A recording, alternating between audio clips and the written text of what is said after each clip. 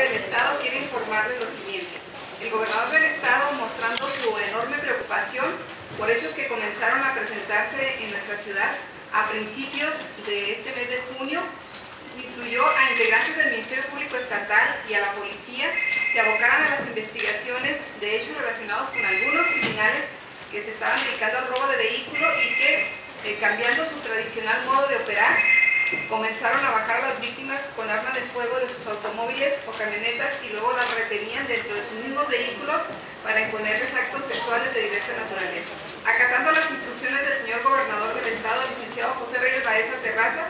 se diseñó una estrategia por parte del Ministerio Público, se integraron grupos especializados de Policía Ministerial, de atención a víctimas y de fiscales, y se inició una investigación exhaustiva para poder establecer las personas que han sido víctimas de estas agresiones sexuales, además de robo de vehículos.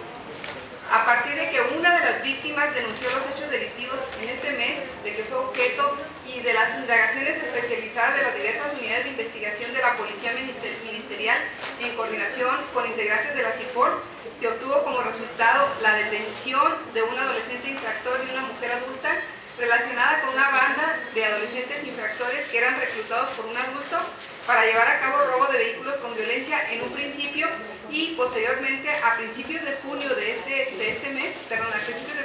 año, iniciaron además con agresiones sexuales a víctimas mujeres dentro de su vehículo, el que después se robaban abandonando a la víctima.